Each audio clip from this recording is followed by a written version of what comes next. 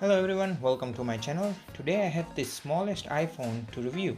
This tiny device actually works and I'll show you all its functions, which I have timestamped in the description of this video. So let's get started. If it's your first time on my channel, please consider subscribing as I do regular videos for various smartwatches, smartphone reviews, tech tutorials, and occasionally I do crazy bizarre tech reviews on this channel like the smallest iPhone. Check out the playlist tab to find dedicated playlist for all the crazy tech that I have reviewed on this channel. Nowadays, you might have came across such tiny smartphones on your Amazon or Wish shopping application, which are less than $100, and you might wonder, what are these? Do they actually work? Well, I have one today with me. It's the Soyes 6S, which is available on Amazon for just $60. You can check out the links in the description of this video if you're interested in getting one for yourself. It's the smallest smartphone you can get. I've done a review video for the world's smallest flip phone, which also works, and it's linked at the end of this video. Make sure to check it out. Let's start with unboxing. It came in a very tiny box with mostly Chinese descriptions, and at the back it says it's an 8 gig version. Inside the box there is this world's smallest iPhone, which we'll come back to it in a second. Moving on, it's the micro USB to USB charging cable with some paperwork. To my surprise, they even provided a wired Apple headphone clone in a plastic box, which is just cool. It also serves as an antenna for FM radio. Yes, this tiny device also has an FM radio, more to it later during the video. Alright, let's have a look around at this tiny device.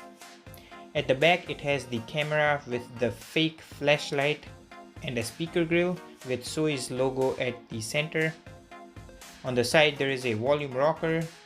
On the front it has the classic iPhone look with a selfie camera, which actually does work. There is an earpiece grill beside it and the center home button at the bottom. At the very bottom it has the microphone, a 3.5mm audio jack, and a micro USB charging port. At the top it has the power button. It even came with a screen protector. It's very lightweight and the overall build quality is decent for the price you pay. I'm just surprised that this tiny device works. Now, the back of the phone is removable, so you can slide the back cover up to reveal the 1100 mAh lithium-ion battery. You can see that there isn't a real flash, it's just a fake flash. But the camera is real. There is a speaker grill, and you can slide a TF memory card to top up the 8 gig of built-in storage. When you remove the battery, which by the way is super lightweight and tiny, it feels quite nostalgic to be able to remove the battery of the phone. Under the hood you can see 2 SIM card slots. Unfortunately I can't slide my nano SIM card, but you can slide a GSM micro SIM card and use it for calling and internet. In fact, you can slide 2 of them and switch between both. Speaking of internet, this mini iPhone has a built-in Wi-Fi, so I just end up using it over Wi-Fi and it's really fast. With all that being said, let's see what is under the hood of this Soyes 6S mini iPhone. So it runs on Android 5.1 with a 32-bit ARM processor. It has 2.5-inch color multi-touch display with 240 by 432 pixel resolution. It has a dual-core ARM Cortex-A7 processor. It has only 500 megabytes of RAM and 8 gigs of internal storage. It has 1.5 megapixel of rear camera, and the front camera is I think 1.3 megapixel. I'll show you later on during the video. All these results are based from this phone check and test software. Well, anyways, this phone runs on Android 5.1 Lollipop, which you can find in the settings and about of the phone. Clicking on the lollipop multiple times opens the nostalgic Android Lollipop Land game, which is just fun to play.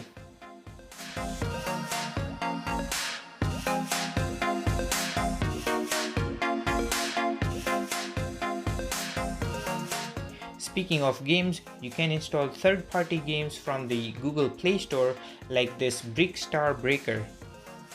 I love the graphics of this game, and it's just a good time kill game on this mini iPhone. And to my surprise, the gameplay is quite smooth. Now, this being an Android phone, you can install a multitude of apps on it like WhatsApp, Viber, Facebook, Twitter, Instagram, Snapchat, and use this tiny device for calling via those apps. Now, this device runs on an older version of Android, so I wouldn't risk entering sensitive accounts on this device, so I am using a scrap Google account, which I wouldn't worry about security. This being an Android device, it comes pre-installed with some Google apps like YouTube, Maps, Chrome. However, certain icons of the apps are identical to the iPhone icons like the browser, calculator, calendar, camera, clock, email, etc. Let's have a look at the web browsing experience of this mini smartphone. It's not the fast of an experience and there isn't enough screen real estate, but hey, I can read the text nice and clear alongside the images.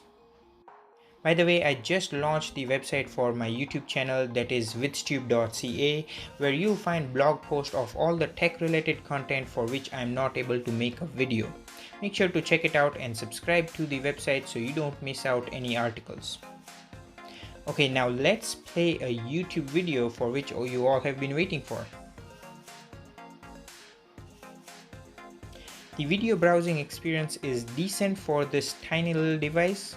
It's smooth, does not lag or buffer. Certainly the screen real estate is not sufficient, but you can definitely watch a YouTube video nice and clear with a decent audio quality. There is an FM radio, which is certainly nice to have. For using it though, you have to plug it in any headset. Speaking of headset, the fake Apple wired headset that came with it are frankly garbage. So I ended up using my braided Kingu budget earbuds, which are awesome. Check its video review out linked up here once you're done watching this one. Now finally, let's talk about the camera. Right off the back, the front facing camera is just a crap. It would be the worst camera I have ever seen. But it's there and you can take selfies with it. In the settings, you will find GPS location and face detection. This tiny phone has onboard GPS, but the face detection is just a gimmick, and other audio and video settings. However, the rear camera is slightly better, but only in outdoor daylight. It is terrible in low light performance. You can view these recorded clips right from the tiny phone on its tiny display. Now here are some video and image samples from its rear camera taken in bright daylight.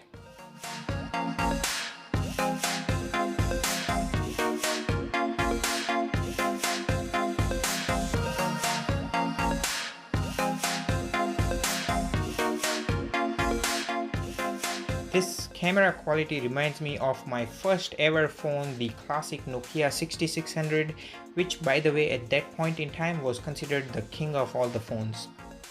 In a nutshell, the camera quality is the worst. You can get much better camera quality for the same price point in other budget tablets and phones. Lastly, let's talk about the battery life and wrap this video up with my final say. This mini smartphone has 1100 mAh battery size, which with moderate use without a SIM card inserted for me went for almost a full day. But I bet if there were to be a SIM card inserted and you were to use it for cellular calling, this won't even go beyond 8 to 10 hours. It only takes about half an hour to fully charge this device. And surprisingly, the typing experience of this phone is not that bad at all despite of the tiny display, especially when you are typing in a landscape mode. with all that being said, let's wrap this video up with my final say. Will I use or recommend this phone? Absolutely not. I can see few uses of this phone as a GPS tracker. This phone has a built-in GPS, so all you need to do is put a SIM card in it and I can track my kids or vehicle, as it's indeed a tiny phone. This mini smartphone can obviously work as a backup phone if you were to travel to another country, which God knows when between this COVID-19 pandemic, or you can use this phone in case if your primary phone were to break or lost. But it's just amazing to see all the smartphone features in such a tiny device.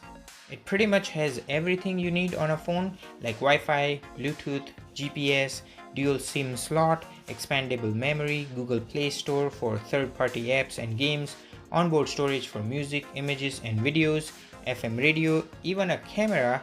And with all this, to be frank, it does not feel slow or sluggish as I anticipated for the price I paid. So that's it. I really hope you found this video helpful. If you did, then please give this video a thumbs up. It really means a lot. Also follow me on my other social media networks for early preview to upcoming videos and free giveaways. Links are in the description of all my videos. Thanks so much for watching and take care. I'll catch you guys in the next one.